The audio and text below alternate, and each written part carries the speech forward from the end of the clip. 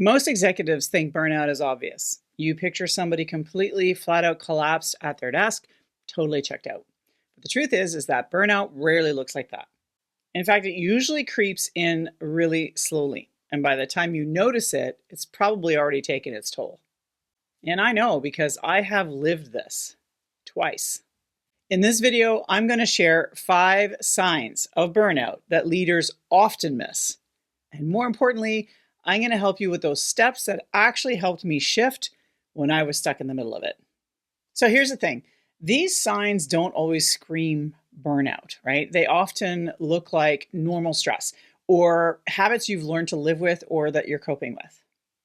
But if you notice one or more of them showing up again and again and again, it's a signal that your system is under strain.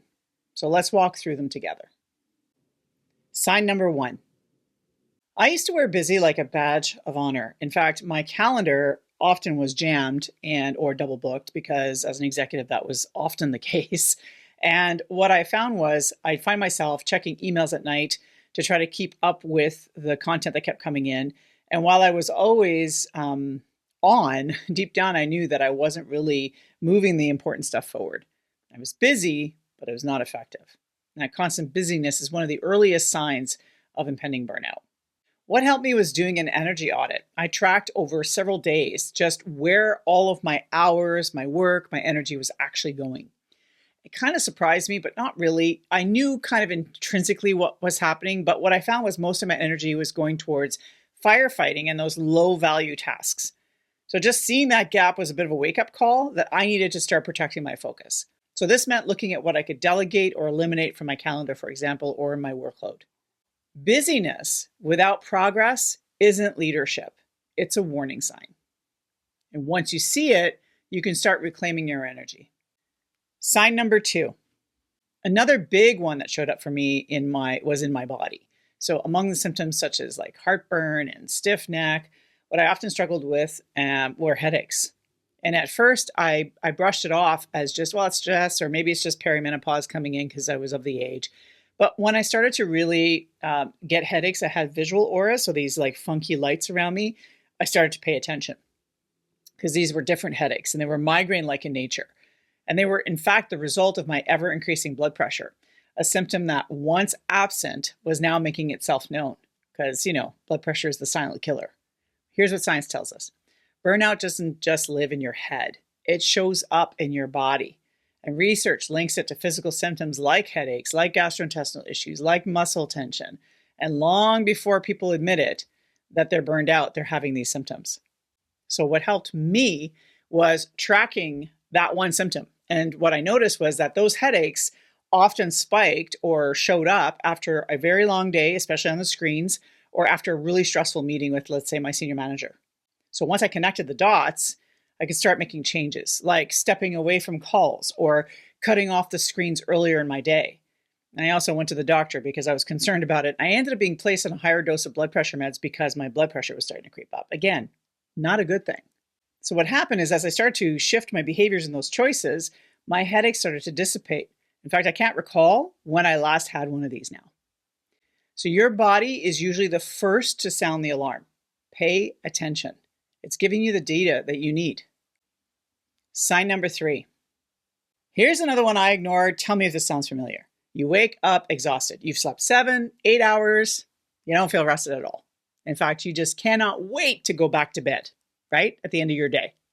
And on top of that, I would often wake up in the middle of the night, totally stressed out. My brain would start going, and then I couldn't get back to sleep.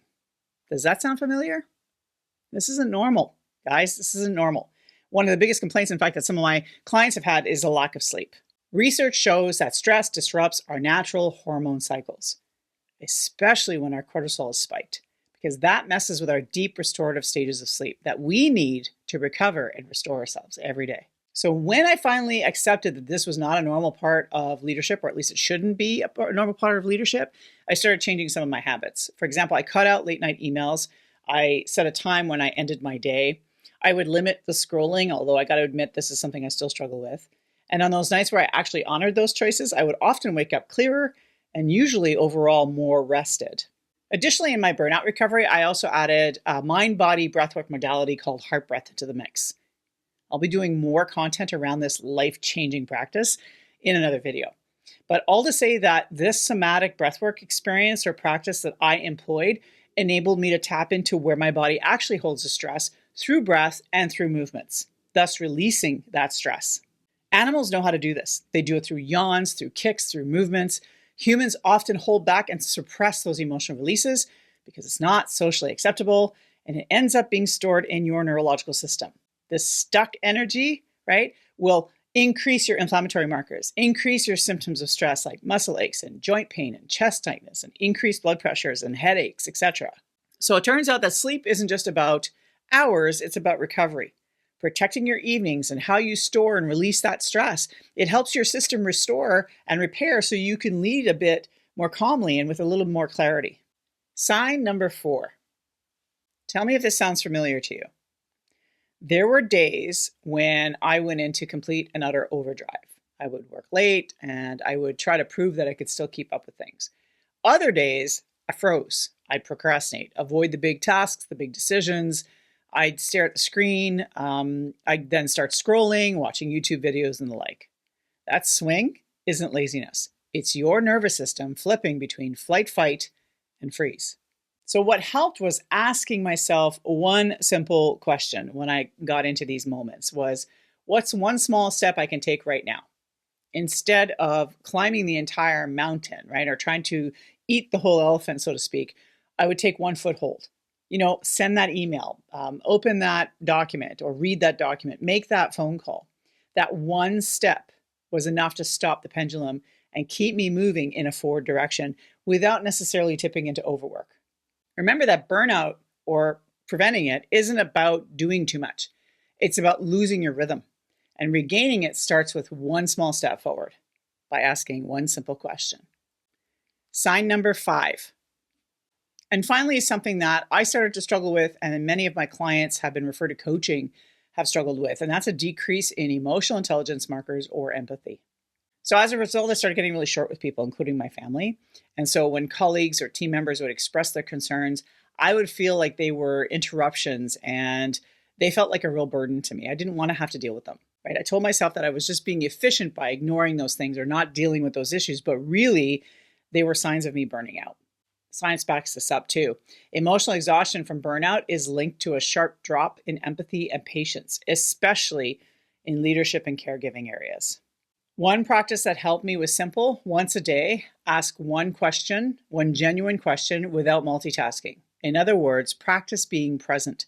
I didn't have to do it all at once. I could take my time. I could take one challenge at a time, place things on the back burner if I needed to. But the idea here was to be present for at least 90 seconds so that I could remind me that leadership is really about being present. Empathy is often the first thing burnout steals and the last thing to notice when it's gone. Rebuilding it doesn't take a massive amount of effort, but it does start with presence, and it's necessary if you want to maintain your personal and professional relationships. A drop in empathy and emotional intelligence can seriously affect your career progression, and it will damage relationships. In fact, it did for me. I was career limited for a couple of years. And when I started using these tools in my tool belt, suddenly I became executive material. So those are the 5 signs that leaders often ignore or don't notice. These were, in fact, the exact signs I ignored when I burned out, and ignoring them cost me my health, affected my relationships, and slowed down my career. So once I started noticing and acting on them and making slightly different choices, I started to see a shift, not just in my clarity, but in where I wanted to go next in my life and career. As I healed and took steps forward, I started to feel my energy come back. I knew I could lead without feeling like I was running on empty anymore. Here's the final thing I'll say about burnout. It's not harmless, and it should never be worn as a badge of honor. There are plenty of rich and successful stressed out leaders in graves right now who ignored all the signs and symptoms that they thought they could outrun, but ultimately didn't. Research shows that chronic work stress increases your risk of high blood pressure, heart disease, and cancer. It even weakens your immunity. So here's your next step. I want you to head to this video here. Are you really fine or just learning to survive stress? In it, I dig a little deeper on how we adapt to stress without realizing it and what it actually takes to start recovering. Until next time, remember to exhale.